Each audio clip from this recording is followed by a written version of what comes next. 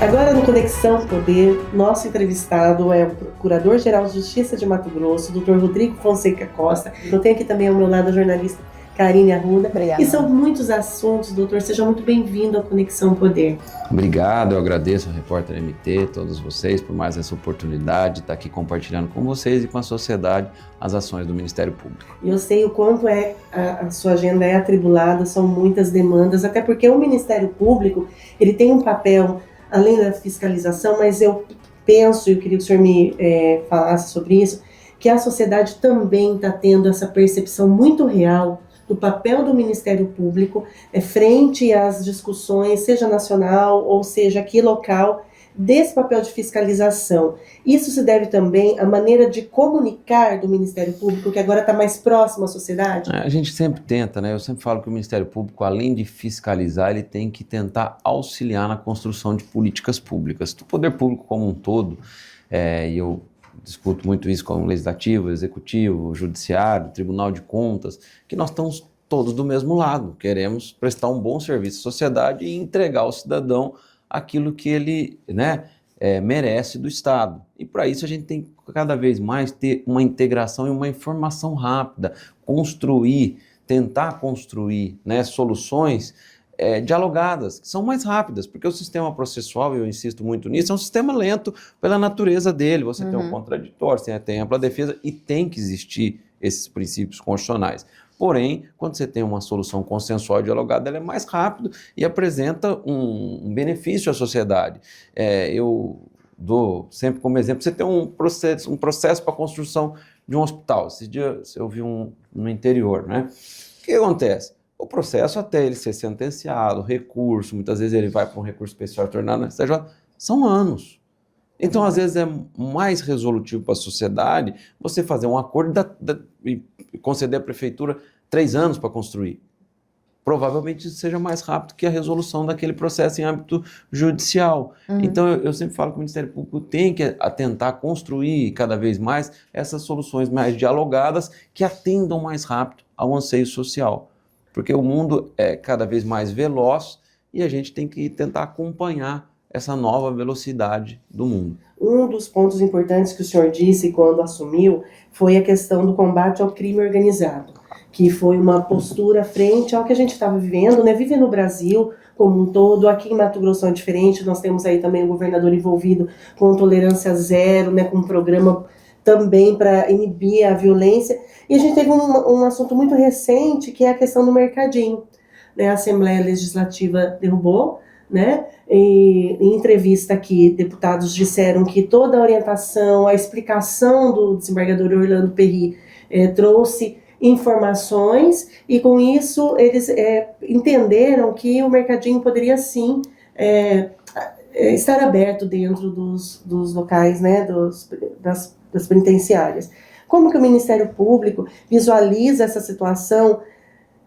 Porque dentro das penitenciárias nós temos ali as facções criminosas e existe um poderio mesmo ali dentro de força econômica. Esse mercadinho, na visão do Ministério Público, poderia também ser um agente de dar força para determinadas facções, para que eles tivessem mais um modelo de operacionalizar ali dentro?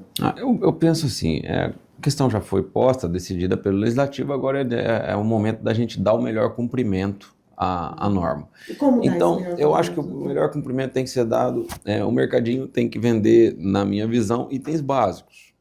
A gente tem que discutir quais itens, regulamentar isso bem via secretaria, quais itens poderão ser vendidos. E ter um sistema de recebimento de valores que evite exatamente a revenda? A revenda, o poder econômico.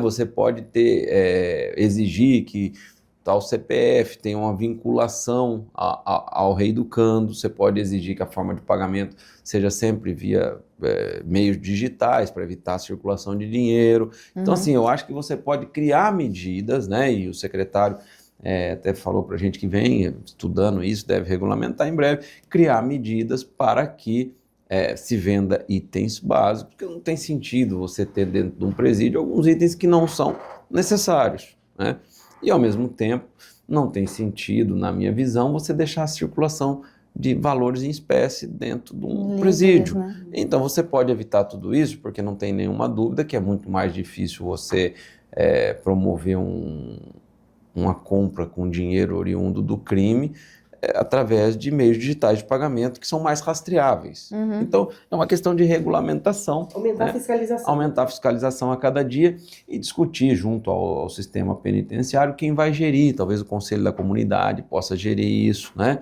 As pessoas têm medo, tem que se falar isso, porque é uma realidade, né? Não é todo mundo que quer gerir um mercadinho dentro de um presídio, né? Lidando com vários líderes de facções ali, nós temos né? que limitar as margens de lucro dentro desse mercadinho, porque como ele tem praticamente um monopólio, ele não pode também, vamos dizer, de certa forma, explorar aqueles reeducandos, né? Porque eu sempre falo, a função da pena é ressocializar o indivíduo. Infelizmente, no Brasil, a gente não está tendo tanto êxito nisso e a gente tem que reconhecer, né? O crescimento das facções criminosas é notório e eu digo até que de vez em quando a gente observa uma inversão de valores, né? Eu vi no Rio de Janeiro várias pessoas irem buscar um sujeito que foi preso na porta da delegacia. Sim. O que me parece uma inversão de valores, né? Que independente se a pessoa canta, ou se a pessoa é um artista, ela não pode infringir a lei, muito menos, né, promover a lavagem de dinheiro a favor de organizações criminosas. Então, a gente tem que sempre estar nesse debate e alertar a sociedade, né, dos riscos que são você começar a enaltecer pessoas ligadas ao crime, ainda mais ao crime organizado. O México teve muitos problemas, exatamente por não ter controlado no começo e, ao mesmo tempo, a sociedade não ter visto que aquilo a escravizaria. É uma questão de tempo. O senhor diz assim, enaltecer, justamente, por exemplo, nós temos dentro dessa cadeia do crime, né, nessa cadeia produtiva, que improdutiva do crime, se eu tenho uma plateia que absorve e consome um determinado produto que, de uma certa forma, está ali dentro desse processo, qualquer cidadão como eu, por exemplo, poderia estar auxiliando no fortalecimento desse crime? Não tem dúvida. Se a gente tem a ciência, né, cabe ao poder público investigar, não a sociedade, né? E a gente também tem que sempre privilegiar a boa-fé. De repente, e eu também digo sempre isso, de repente o crime organizado tem uma loja de carros, quer dizer, eu fui lá comprar um carro, tem uma loja aberta com alvará, é óbvio que o cidadão não tem culpa por isso. Cabe ao poder público buscar descobrir esses, né, comércios que, por alguma forma, praticam lavagem de dinheiro.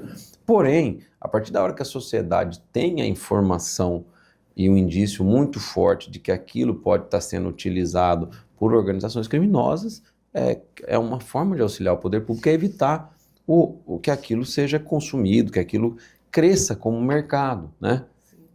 E falando em consumo, claro que não é crime organizado, mas uma notícia que desde ontem, anteontem se repercutiu, e também foi motivada por o acesso do Ministério Público, no caso federal, a um vídeo no YouTube daquele comediante Léo Lins. Então, diante daquele vídeo no YouTube, que ele fazia um espetáculo, situações ali de racismo, homofobia, o Ministério Público Federal, ele moveu ali uma ação e ele foi condenado. Estar também presente como plateia, muitas vezes de espetáculos, até que medida, doutor, na sua opinião, a gente como cidadão consumir esse tipo de produto pode também nos trazer consequências? Por exemplo, a gente tem aí, quando a gente fala em comediante, a gente tem aí nos anos 80, enquanto a lei ainda não era, racismo não era ainda lei, né, implementada como é hoje, piadas dessa natureza. Hoje já é um crime, alguém pega aquele vídeo lá de trás e repercute. Ela poderia, em algum momento, também ser punida por isso? Eu sempre falo que eu acho que a gente tem que achar o equilíbrio em tudo, né? Você tem os limites do humor, eu acho que o humor tem que existir, a gente também tem que ser tolerante, em certa forma, a questões que...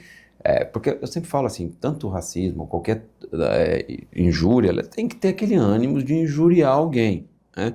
Muitas vezes o comediante faz... Agora, o comediante também tem que ter os limites, né? Bom senso. Daquela brincadeira. Toda expressão tem um limite. Exato. E a sociedade, o que eu digo é o seguinte, alguém chega e lança um vídeo no YouTube com falas agressivas a qualquer tipo de raça, pessoa, ou discriminatória, seja contra a mulher, contra racismo, ou qualquer coisa do gênero. Se houver muitas curtidas, muita gente assistir, você acaba fomentando aquilo. Porque eu sempre falo o seguinte, o fomento à ilicitude, ele vem da sociedade. eu acho que da outra vez que vim aqui já comentei a questão da receptação. Eu tenho grande, assim, rejeição à receptação. Por quê? É difícil alguém que rouba ou furta algo para usar. Ele furta para recolocar no mercado. E quem compra aquilo está fomentando esse mercado do roubo e do furto. Porque se ninguém roubar e furtar, ninguém vai...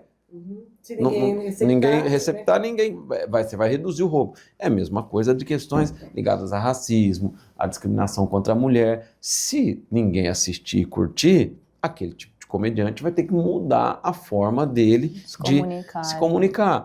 Porém, que eu estou falando, eu acho que a sociedade deve ter limites, porque o humor, muitas vezes, ele tem uma pequena brincadeira, algo razoável, e aí também eu acho que o judiciário tem que se comportar de forma a separar aquilo que tem um ânimo totalmente de injúria daquilo que realmente está dentro do limite razoável do humor. Sim. Eu queria comentar agora, procurador Sá, a gente comentou sobre a questão dos presídios, os mercadinhos nos presídios estaduais, agora entrando para os municípios. A gente tem 2 assuntos aqui envolvendo o município de Cuiabá e de Várzea Grande, que tem muito envolvimento do Ministério Público.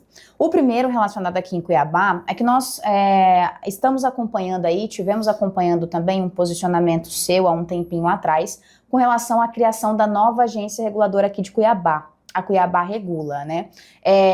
Que foi entendido ali pelo senhor, pelo Ministério Público, que não pode ter envolvimento político nessa proposta de criação de nova agência.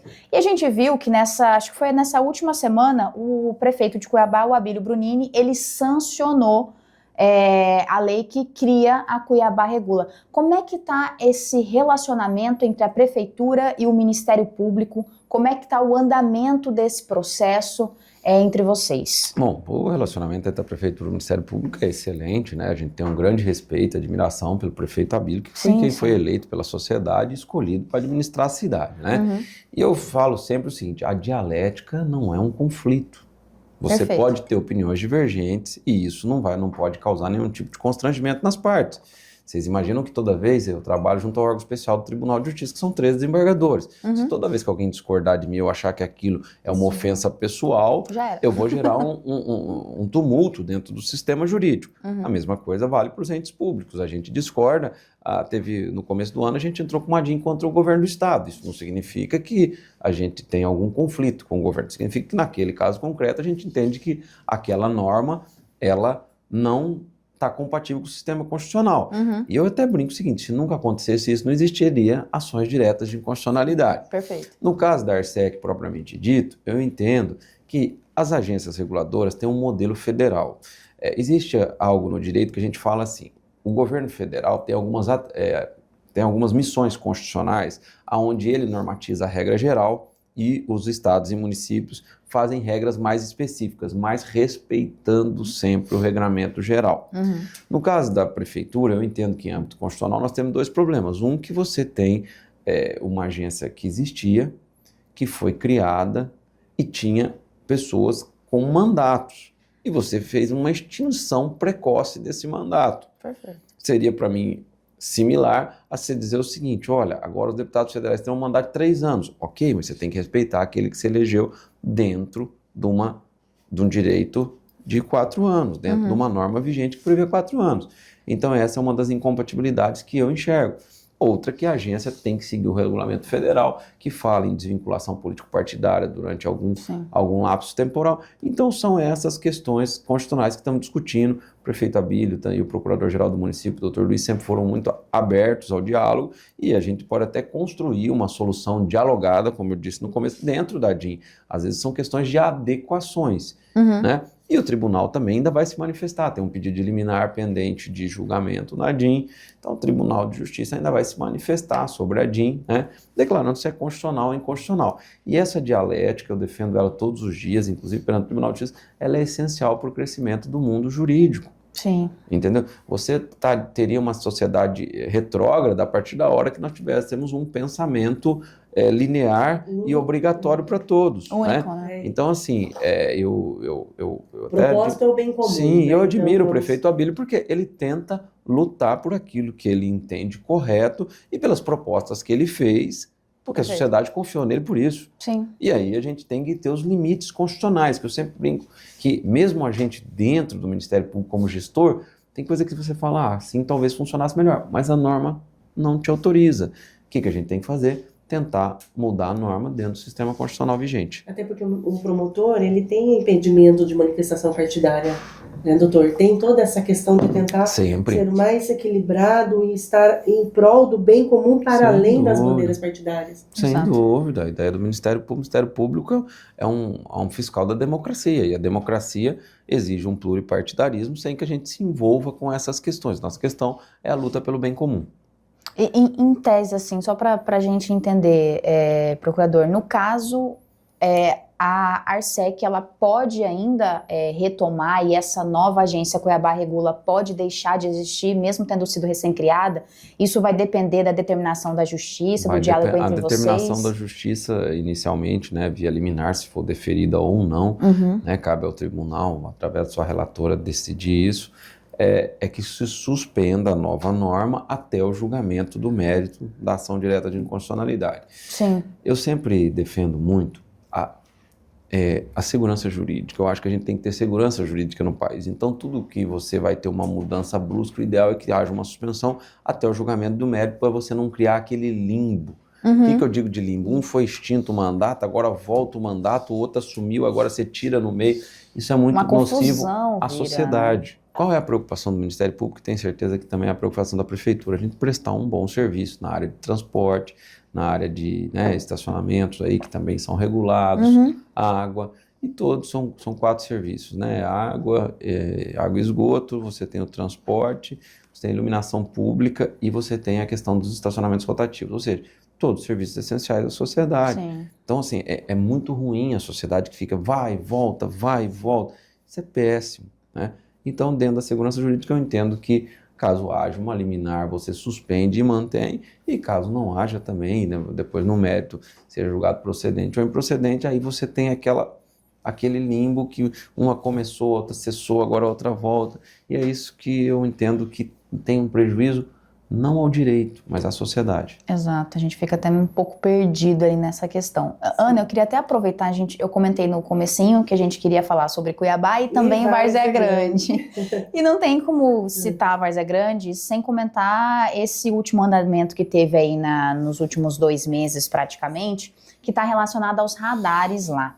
A gente viu que a prefeitura retirou cerca de 20 radares ali das principais vias do município, e o Ministério Público entrou com um pedido para que houvesse uma explicação do porquê esses radares foram retirados, né? Uma defesa do município, apresentado estudos que comprovassem que isso era um favorecimento para a redução de custos aos cofres públicos e assim por diante. Ele impactar também na questão de acidentes. Exato, porque a gente tem a visão, eu imagino que o público tenha também a visão de que os radares, muitos pensam que é só para multar, que é só para tirar dinheiro do contribuinte, da população e assim por diante, mas dependendo do ponto em que ele está, ele foi estrategicamente colocado para evitar acidentes, para evitar esses acontecimentos. Como é que está o andamento do Ministério Público com relação a isso? Quem tem atribuições na ação não sou eu, o procurador-geral, e sim o promotor de Várzea Grande, Sim, né, que trabalha na área, né? Seria a pessoa até mais aconselhada a responder essa pergunta. Mas eu sempre digo o seguinte, que qualquer tipo de movimento do poder público, os radares, a gente tem que utilizar estudos técnicos. Perfeito. Olha, os radares aumentam ou diminuem o número de acidentes.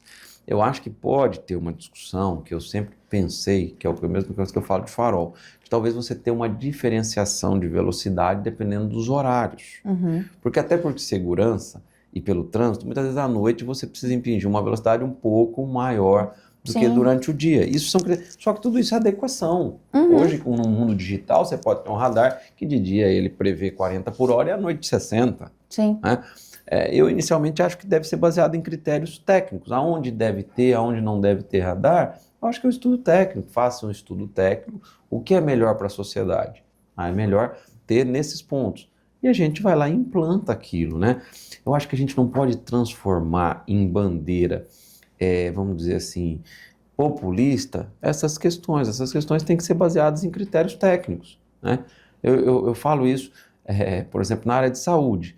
Ah, mas você acha que devia ter um médico de tal área? Não, vamos fazer um estudo técnico, ver qual é a real necessidade do hospital e da sociedade, e com base nele a gente faz um pedido, seja ao judiciário, um acordo dialogado. Não tem sim. sentido você basear algo naquilo que você acha ou pensa. Não seria conveniente qualquer gestor público trabalhar né, com conceitos pré-formados, né, que é o nosso famoso preconceito. Então, a questão dos radares eu acho idêntico, tem que fazer um estudo técnico, ver, e a única coisa que eu acho que tem que ter uma discussão, que eu sempre pensei como cidadão, mas tem que basear em estudo técnico, e novamente, que é você ter diferenciações durante o dia, dependendo do horário. Você tem horário de maior fluxo de trânsito, menor fluxo, onde a segurança da sociedade é mais assegurada de uma forma ou de outra forma. O que eu falava de semáforos? Eu já vi muitas cidades, né, no interior de Minas, São Paulo, eu sou oriundo do estado de Minas, que os semáforos não são desligados, mas eles piscam à noite e permitem, como se fosse um alerta, mas você para e passa, para evitar assaltos, evitar qualquer inconveniente nas paradas dos sinaleiros. Exato. E aquilo não atrapalha o fluxo de trânsito, porque tem um horário, a partir das 11, da meia-noite, não importa. E quando a gente fala na noite, né, às vezes há um preconceito também em relação à noite. Muitas pessoas trabalham à noite, tiram sustento da sua família à noite, chegam no aeroporto de uma viagem, você tem voos de madrugada, e o fluxo de trânsito é diferente. Como o fluxo de trânsito é diferente, às vezes você pode dispensar o semáforo.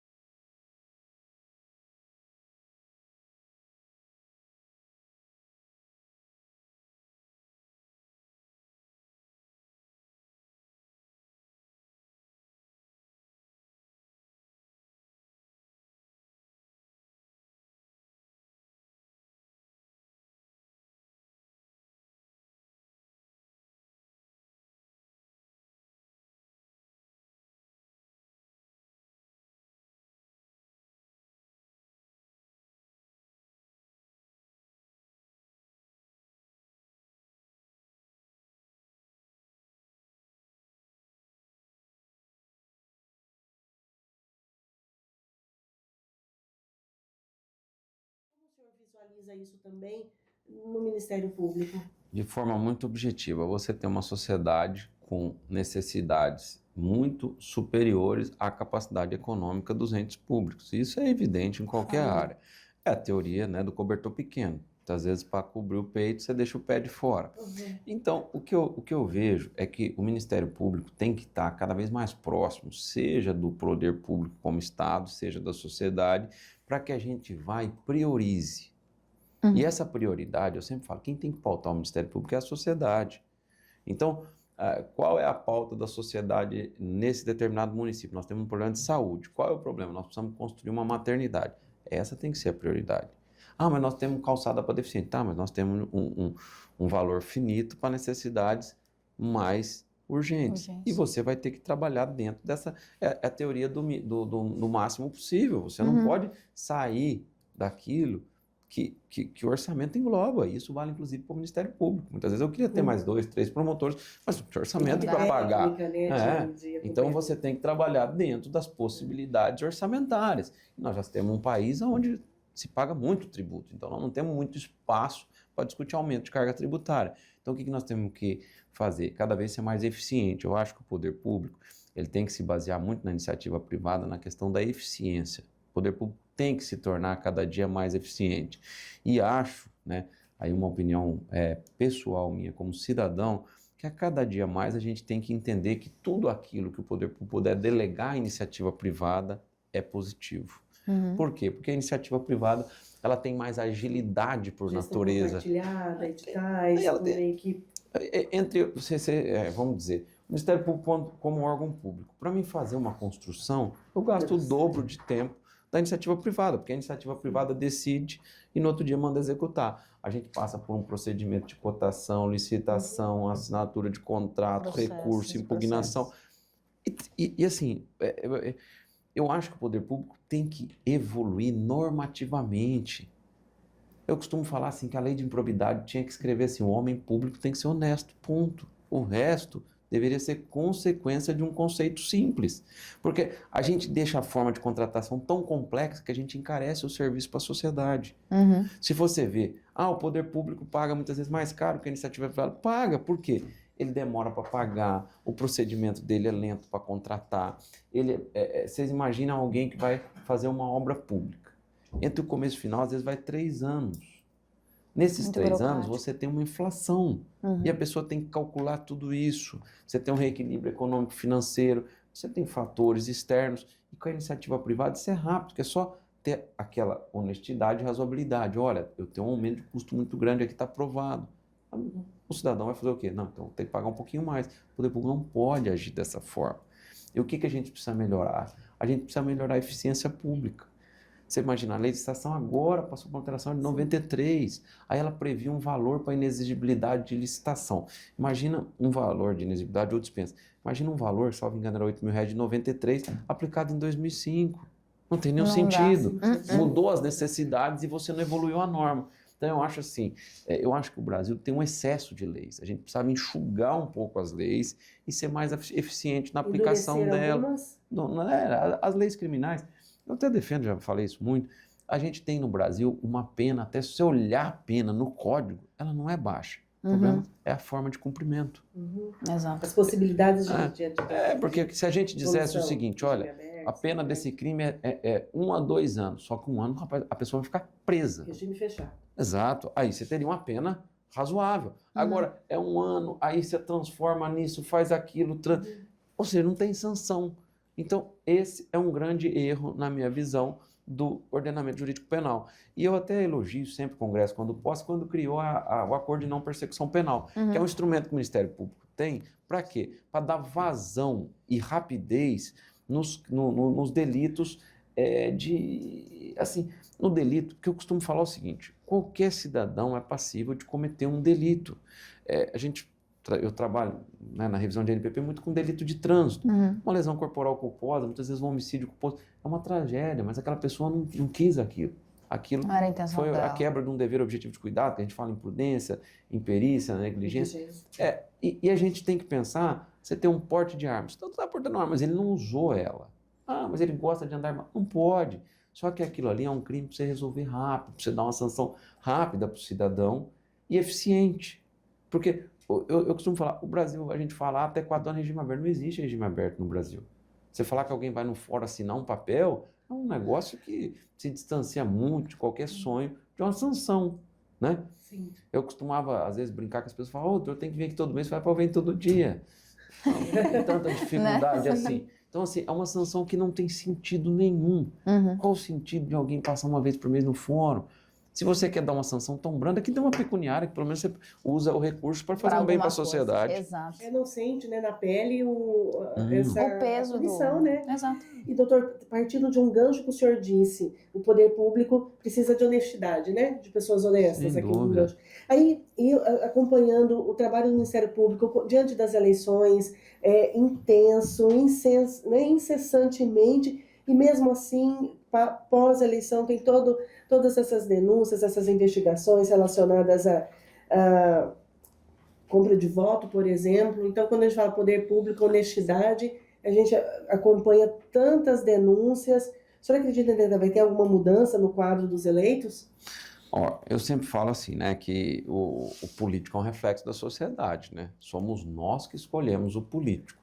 Eu ainda brinco, que às vezes eu vejo algum cidadão falar assim, não, os políticos, eu falo, a gente nunca importou nenhum, são todos cidadãos aqui, brasileiros, mato-grossenses, né, de cuiabanos. Então, eu entendo que a gente tem que pegar, a fiscalização das eleições sempre vai ter que existir, né? Você tem na política o fato que é político também, a gente tem que ser sincero. Há um conflito de interesse, porque todos querem galgar o êxito, e muitas vezes se cria um fato político que às vezes no judiciário ele não se sustenta, não é comprovado, né? Então a gente tem que separar o fato político, eu falo isso para todo mundo que vai no Ministério Público reclamar. Doutor, tem um negócio aí. Às vezes se cria um fato político, a gente vai apurar se aquele fato político ele é juridicamente incorreto ou se ele realmente existiu. Porque naquele começo você tem um indício. E assim, eu sempre falo, eu acho que o eleitor pode esperar pouco ou quase nada daquele que quer comprar seu voto. E o eleitor também tem sua culpa, que você está vendendo a sua consciência, né? A gente sabe das necessidades que a população tem, mas o voto é secreto. É o que a gente Então, comentou assim, no começo, é dar palco para que isso continue acontecendo. Exato, porque você vai lá, eu não consigo ver, porque assim, vamos, sei lá, vamos distribuir 50, 100 reais, 200, porque não tem como você, vamos dizer assim, não seria financeiramente viável, dependendo do valor. Isso não vai resolver a vida do cidadão. Não. E isso, para aquilo que o Estado ou o município presta para o cidadão, não é nada. Ele tem benefícios muito maiores por uma gestão honesta. O que a gente precisa? De uma educação eficiente, de uma saúde eficiente. E isso vai gerar uma economia de recursos, de um transporte público eficiente. E isso vai gerar uma economia de recursos muito maior do que aquele pequeno mimo que ele ganhou na eleição. Então, eu acho que, além de combater, o combate, que eu falo, o combate ao crime, eu sempre digo assim, que ele é um trabalho incessante. Ele não acaba nunca. O tráfico. Os Estados Unidos investem pesado, mas não consegue acabar com o tráfico. Então, esse trabalho sempre vai existir para o lado do judiciário. Mas a gente também tem que discutir, educar cada vez mais a população e a gente entender quais são as melhores opções postas. Porque a democracia, na minha opinião, é o maior valor de uma sociedade. Porque nós escolhemos nossos governantes. E é importante que seja cíclico, que tenham debates, que tenham discussões, que cada um coloque o seu projeto de governo e as suas prioridades, como vocês falaram no começo, e que a gente evolua com elas. Eu venho falando muito isso porque eu tenho 21 anos de carreira, e no começo você tem você tem aquela visão de tentar buscar aquilo que você vê como correto, que está previsto na lei, e às vezes a gente consulta menos a sociedade. Com o tempo e a sabedoria, você fala assim, eu tenho que ouvir o cidadão. Porque o cidadão pode dizer, a nossa prioridade aqui é ter um rodeio anual. Mas, doutor, ao invés de ter uma reforma de um PSF, mas esse dinheiro é do cidadão. Se ele mesmo prefere aquilo, se você faz... Eu fiz muito no interior, enquetes via site, vocês são muito interessantes. Eu quero um show aqui. Você vai lá e coloca uma enquete para a sociedade. E quando vê, você se surpreende com aquele resultado. Você fala, olha, a sociedade entende que isso aqui é uma prioridade dela. Por mais excêntrica que seja? O direito ao lazer também é um direito constitucional. Sim, e a gente não pode esquecer que o cidadão de menos recursos financeiros, ele tem mais dificuldade de acesso ao lazer. Vocês entendem? Por exemplo, muitas vezes a gente discute a questão sob uma ótica nossa, né, com a bênção de Deus, que podemos ir lá e comprar o ingresso de um show para assistir um evento cultural. Muitas vezes o cidadão mais humilde não tem. E ele também tem que ter esse direito. E o dinheiro é dele. Eu sempre falo isso, o dinheiro público não é do Ministério Público, não é do Executivo, não é do Legislativo, ele é da população. Tem que ter uma balança para equilibrar. Sempre. Do que o município dá conta. Você não pode ter exageros. O município, por exemplo, que não tem a meta no PSF, fazendo shows milionários, seria né? Mas você também não pode dizer que aquilo é vedado. Eu discuto isso em várias searas. Você muitas vezes, já teve muita discussão dentro do poder público, né? A doação de um terreno para uma empresa privada. Mas essa empresa gera tributos mensais. Ela devolve. Né? Então ela meio que devolve isso e gera emprego para milhares de pessoas. Então isso deve ser debatido de forma democrática, transparente, porque o que não pode existir é a desonestidade. Agora, a questão de discutir a melhor forma do Estado fomentar a economia, porque a economia girando, ela devolve dinheiro para o Estado. O funcionamento aqui do nosso Conexão Poder, ele gera emprego, ele gera renda para as pessoas. Sim. Então, a pessoa que vê o site, a economia precisa girar, o Estado vive disso. Eu sempre brinco, quem é o maior sócio de todo empresário e cidadão do país? É o Estado. Eu, promotor, eu devolvo 27,5% do que eu recebo para o Estado. Você devolve um valor para a Previdência. E tem que ser assim. Mas, ou seja, o Estado é sócio de todos, do empresário, na tributação. Então, assim, o cidadão devolve para o Estado. Então, o Estado tem que saber fomentar isso e entregar para a população aquilo que ela deseja. Você vê, eu vi uma pesquisa esses dias, pesquisas, né, vamos dizer assim, existem várias, a gente sempre... Mas hoje, o que é uma necessidade da população? A segurança pública.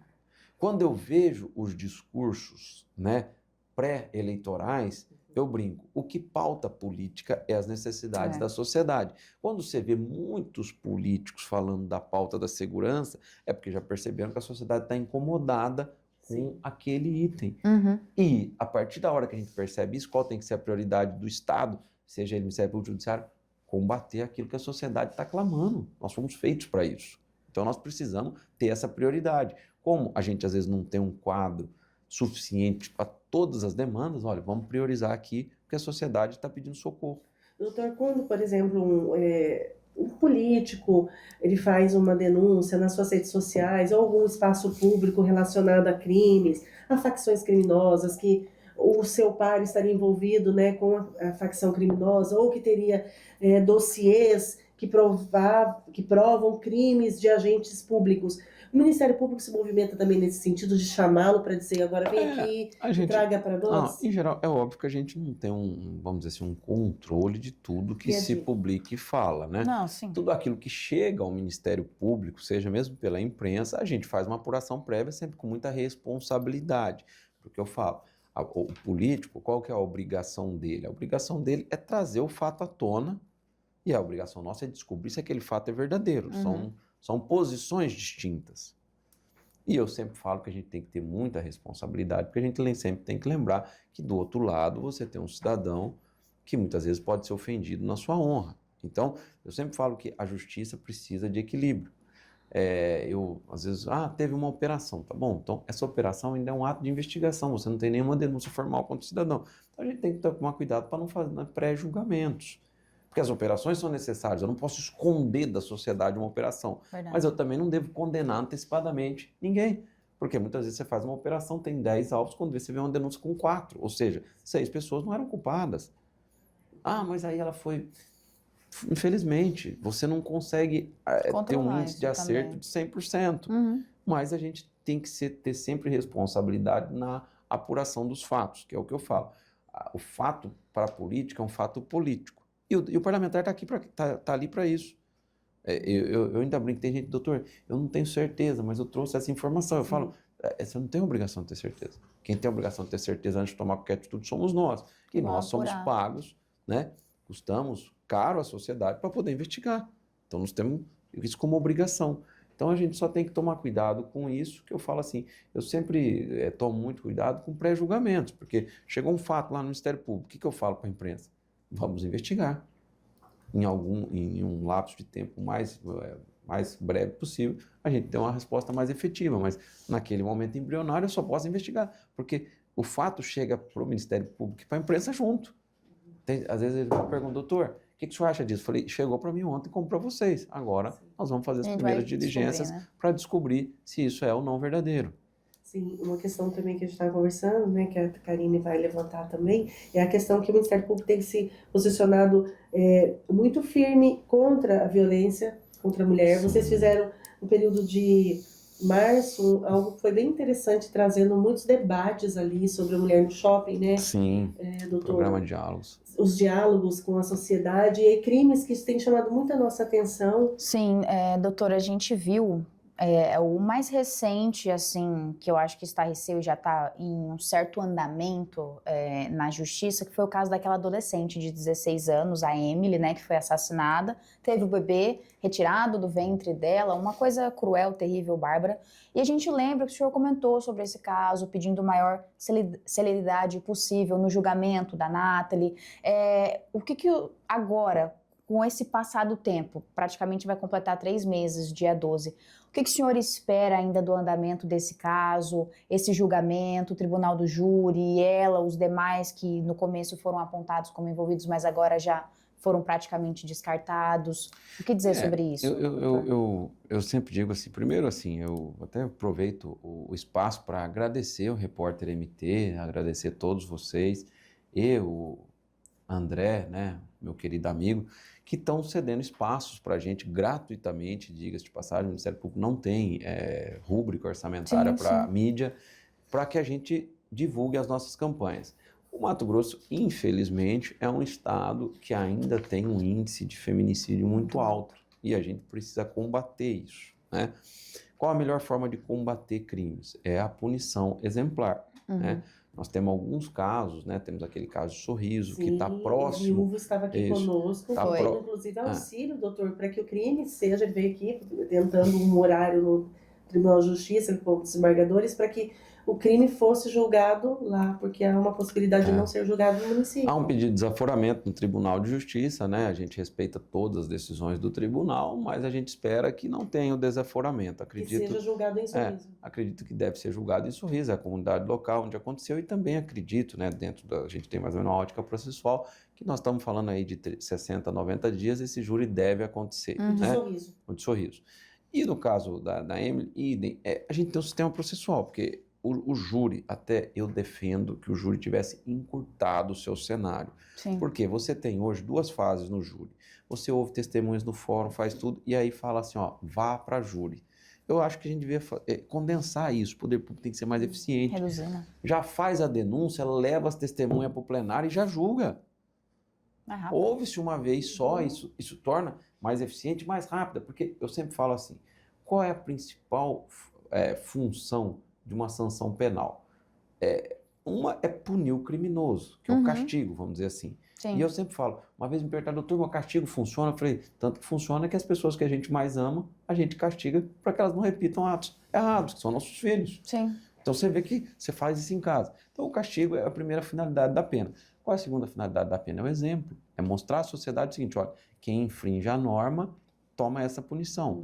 Então, recentemente, né, até a nossa senadora Margarete foi uma das preconizadoras, aumentou-se a pena máxima de cumprimento do feminicídio para 40 anos. Sim. E o que eu falo? Você vem com uma pena, a pessoa matou sua esposa e tal, pegou 30 anos de prisão, vai cumprir 15 preso, 20. É o exemplo que você dá para a sociedade. O sujeito está ali, ele está assistindo o jornal, o dia que passar pela cabeça dele, ele vai falar, bom, que ele lá acabou com a vida dele. Então, assim... Passar o resto da vida na cadeia. Eu vou fazer o mesmo caso eu tenha uma atitude idêntica. E é o exemplo que a gente dá para a sociedade. Nós temos uma sociedade no Brasil, ainda que de cunho machista, a gente tem que reconhecer isso, né?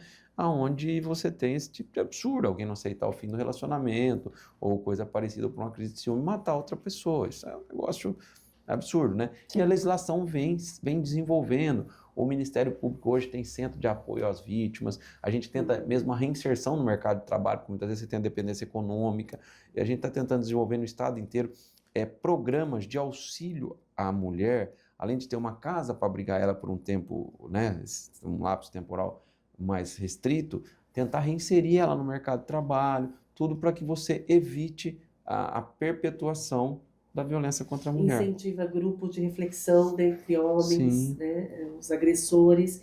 No caso da Nathalie, então, nós também, essa expectativa? Eu tenho uma expectativa que eu acho que assim, o júri dela deva acontecer num prazo aí de 12 meses, 10 meses, contando de hoje, né? Sim. Então, assim, a gente tem que respeitar o sistema processual e cobrar de nossos parlamentares algumas evoluções. Eu sempre, às vezes o parlamentar vai lá cobrar a gente, doutor, tem que ser rápido. Eu falei, pois é, o senhor também pode ajudar a gente na legislação para que isso se torne ainda mais rápido. Né? Exatamente, porque, doutora, a gente teve, né, da Emily, depois a gente veio teve o caso da Heloísa, né, uma jovem que foi assassinada pelo padrasto, parceiro da mãe, com a mãe, e ela terminou o relacionamento, logo em seguida ele praticou, uma pessoa aparentemente, né? Não, temos agora o caso do médico também, né? Do médico lá, teve aquele médico que deu tiro, né, na namorada, teve aquele outro vereador... Recente, vereador e médico, com pedofilia. Então, assim, é um cenário muito preocupante, alarmante, muito triste e absurdo. Nós ficamos inconformados, eu imagino o Ministério Público, como que dá essa inconformidade, né, essa indignação. A gente precisa mudar essa Mas realidade. A gente sempre deve lembrar que muitas vezes não é que aumentou o volume de crime, talvez aumentou a divulgação e as investigações daqueles delitos. Porque eu costumo falar o seguinte, a violência doméstica. Mais eficiência na investigação? A violência doméstica. Antes da lei da violência doméstica, eu entrei no Ministério Público antes, o número de casos de violência doméstica no fórum era baixíssimo. Quando veio, explodiu. Não houve um aumento dos crimes. Houve uma maior apuração, investigação e descoberta, isso não tenho dúvida. Maior denúncia. A pedofilia, hoje a internet, porque eu falo assim, a internet é incrível, mas da mesma forma que ela beneficia muito a sociedade, Pode ser prejudicial. ela pode ser prejudicial na prática de crimes, né? Você pega hoje, que eu falo, antigamente, você pega jogo, né? Hoje no Congresso está em pauta o jogo, né?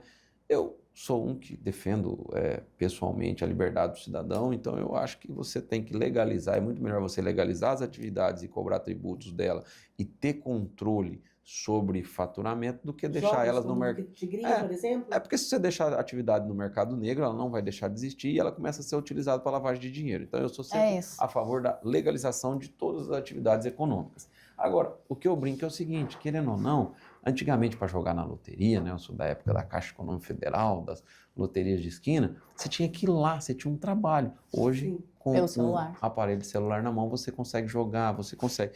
Agora, o que eu sempre falo para a sociedade, né? Qual é a melhor forma de progresso financeiro? O trabalho, apesar de ser o mais lento e difícil, é o que funciona. Então, o que a gente tem que entender? O jogo, ele é um fator de aleatório, que você não tem nenhum domínio. Então, assim, de 1000 pessoas que vão jogar, uma vai ganhar. Sorte ou azar, né? A gente tem que entender, então, que o jogo não é uma atividade econômica.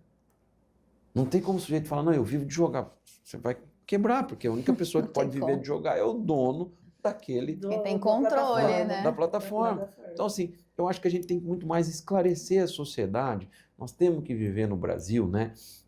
Eu lembro que na época do Estatuto do Desarmamento, eu sou de uma época antiga, o cidadão, na minha opinião, tem que ter direito de ter uma arma em casa. Se ele utilizar mal, ele é punido por isso.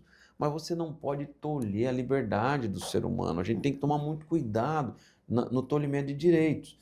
Aí você fala assim, olha, vamos vedar as plataformas lá, a Bet. Se tem uma irregularidade na Bet, se ela está comprando o jogo, se ela está comprando o jogador, tem que ser punida por isso. Agora, você fala, vamos vedar o jogo, como se isso resolvesse, vai continuar tendo o mercado negro, vai continuar... Então, assim, vamos legalizar. Eu sou contra a legalização de drogas, né? Eu tenho porque eu acho que é diferente, né? Você não pode comparar, porque uma coisa é uma nocividade educacional. O jogo é uma nocividade educacional. Ele é nocivo para quem não tem a educação de jogar controle, o controle emocional. Mas ele não faz mal em si. É diferente da maconha, que ela é nociva. Né? Você vê o seguinte, olha que engraçado, você controla a venda de antibiótico e legaliza a maconha, não é meio contraditório? Você restringe o que cura e libera o que mata, me parece contraditório, entendeu? Mas aí são opiniões pessoais. A quem cabe decidir isso? Ao Congresso. É a mesma coisa que eu falo do aborto. Doutor, o que o senhor acha do aborto? Eu acho que o Congresso tem que decidir. O que o Congresso decidiu, o Ministério Público vai aplicar. Então essas são matérias legislativas. É muito ruim a invasão... Mas o direito da mulher decidir. O direito dela decidir. É muito complexo, né, doutor? Esse é um tema que ele é muito Mas são delicado. matérias legislativas, gente. É o que eu falo, pena de morte. É constitucional, não importa se é constitucional ou não. Aí vai caber ao seu judiciário e ao Ministério Público no segundo plano. Mas são aspectos legislativos, a gente não pode esquecer. São perpétuos, né? Tudo é. A gente não pode esquecer que a tripartição de poderes é perfeita. Eu sempre falo assim, o executivo foi criado para quê? Para executar orçamento, fazer obra, fazer... O legislativo foi criado para criar as leis. Exato. Né? Nós, para aplicar essas normas. E a gente não pode, quando um começa a se imiscuir nas atribuições constitucionais do outro, você gera uma deformidade democrática de separação dos poderes e ela é nociva à sociedade. O ser humano testa limites por natureza, desde a nossa casa. Então, sempre que você tem, por que você tem que ter a tripartição de poderes, os órgãos autônomos? Exatamente por isso. Há uma tendência natural do ser humano, quem tem o poder tende a ir tentando, porque o ser humano, ele gosta de colocar a sua solução em prática. Sim. Então você tem que ter esse equilíbrio entre os poderes. Isso é essencial numa democracia. Então, eu sempre defendo a atribuição de cada poder. Mas me falar, o que você acha do aborto? Eu acho que é matéria legislativa. O que o Congresso normatizar, a gente vai cumprir. Tem países que autorizam, tem países que não autorizam, e a gente tem que esperar a decisão do Congresso. Hoje no Brasil é vedado, então a gente tem que trabalhar contra, salvo casos específicos, né? De estupro, né? E também de doenças congênitas graves que vêm se autorizando este procedimento. Mais alguma pergunta? Não, para mim tá ótimo, Ana, obrigada. Doutor, o senhor fica à vontade, algo que a gente não perguntou, que o senhor gostaria de trazer, informar a população, algum convite para... Quando que volta os diálogos? Foi O um Diálogos projeto volta. muito Muito bacana. Quando que Volta volta? em julho em Várzea Grande, né? Não, em Sinop. Volta em Sinop. julho em Julho em Sinop. Sinop. Nós estamos levando Que diálogos legal. para o interior. Conta para quem está nos assistindo o que é esse projeto de diálogos. O Diálogos da Sociedade, ele, vamos dizer assim, a gente monta um office, um escritório nos shoppings para divulgar, e naquele estúdio a gente divulga as ações do Ministério Público e chama a sociedade a participar e a trazer para nós as informações. Eu sempre falo à sociedade o seguinte: o Ministério Público, infelizmente, não é onipresente. Eu não sei o que acontece em todos os cantos da cidade. Então, eu preciso da população, minha maior aliada, porque é a população que vai no Ministério Público e fala: ó, no meu bairro não tem água, no meu bairro não tem luz, no meu bairro a criminalidade está descontrolada. Se você não trouxer essa informação, nem sempre ela chega. E qual é o maior canal de comunicação do Ministério Público? Vocês, a mídia. Eu sempre brinco, né, que a mídia é um poder, porque é ela que informa a sociedade. Vocês imaginam o seguinte: como o poder público seria menos responsável se não existisse a mídia? A mídia é uma forma de controle social, porque é através dela que se divulga ações, e essas ações são questionadas na sociedade. E a gente precisa se aproximar do cidadão, trazer a prioridade do cidadão pro Estado como um todo. Eu sempre falo, quem pauta o Estado é a sociedade. Sim. A sociedade tem que tomar as decisões de pautar o Estado. Olha, nós temos um problema de saúde, vamos brigar para resolvê-lo. E eu sempre falo assim que, né, eu sou um fã incondicional do Estado de Mato Grosso. Eu falo assim que eu vi a evolução que esse Estado teve nos 21 anos que eu estou aqui. Onde? Eu sou oriundo de Minas Gerais, eu sou do estado de Pouso Alegre. E eu falo, eu cheguei no Mato Grosso quando nós não tínhamos Chegou quando aprovado do concurso. concurso em 2004. Eu fui aprovado em 2003, tomei posse em março de 2004. E eu falo assim, eu sou da época que não tinha nenhuma estrada duplicada em Mato Grosso. Nossa. Eu sou da época que Lucas do Rio Verde tinha 20 e poucos mil habitantes. Então eu vi o estado se crescendo, se agigantando. Hoje estamos falando de um estado que aonde a gente vai, o povo fala, mas o Mato Grosso é próspero. E isso eu acho que tem que orgulhar todos nós mato-grossenses e que nós temos a todo dia cuidar do nosso estado. Qual é a maior função do Ministério Público, do Judiciário, do Legislativo, do Executivo, de seja municipal, estadual? Cuidar do nosso estado e continuar, né, fazer com que ele continue crescendo e se estruturando para servir o cidadão. Eu vejo hoje, né, a gente está vendo aí o interiorizando, porque antigamente o que acontecia? Tudo vinha para Cuiabá. Alta complexidade de medicina, era Cuiabá. E nós já estamos conseguindo interiorizar, criar polos, né? Polos de consumo, e esse polo de consumo é tanto para o Estado como para a sociedade, né? Porque a sociedade, né? Eu sou do interior de Minas, a gente ia fazer compra em São Paulo, que é a cidade grande, mais próxima, né? E você vai criando micropolos de mercado, micropolos de prestação de serviço público, né? E o Estado tem que se unir. Eu defendo muito um consórcio cada vez maior. O público está presente em todos os municípios de Mato Grosso? Nem todos os municípios são comarcas e tem promotorias, mas, por exemplo, você tem uma promotoria que atende mais de um município, né? A gente até discute cada vez mais, porque eu falo assim, a virtualização do processo, ela auxiliou muito o Estado e a sociedade. Porque o que acontece? Hoje você marca uma reunião no Ministério Público da sua casa. Você fala com o promotor da sua casa. E isso torna mais eficiente. Vocês imaginam, gente, nós mandávamos carta precatória. Você imagina que a gente pegava um bolo de papel, vamos chamar assim, e enviava para São Paulo para ouvir uma pessoa. Hoje a pessoa pega o celular e é ouvida de São Paulo e você diminui o custo estatal para fazer isso. E a comunicação com o Ministério Público, nós estamos em desenvolvimento, né? Se Deus quiser, até o final do ano a gente vai conseguir criar um aplicativo onde o cidadão do seu celular fala com o promotor da sua comarca. Por quê? Porque a gente tem que estar próximo do cidadão. E a virtualização, tem muita gente que me diz o seguinte, mas não afasta o cidadão. Eu acho o contrário, eu acho que aproxima. Porque a virtualização faz você resolver aquele problema sem sair de casa. E eu dou exemplo que eu renovei a carteira recentemente e achei muito eficiente. Muito rápido. Porque eu só fui no médico. O resto eu fiz tudo pelo aplicativo MT Cidadão. E eu gostei do serviço. Por quê? Porque a gente tem afazeres, trabalho. Então é muito bom que a tecnologia seja usada para otimizar o nosso trabalho. Óbvio que o Ministério Público sempre vai ter. Os nossos prédios só existem para atender o cidadão. Sim. Agora, o cidadão chegar da casa dele e falar, eu tenho uma reclamação para fazer no Ministério Público, entrar no aplicativo e falar com o promotor ou marcar para falar com o promotor, eu acho que é o nosso futuro. Para quê? Porque aí nós vamos estar em todos os municípios, aí nós vamos estar na sua casa. E essa é a ideia, levar o Ministério Público para dentro da casa do cidadão.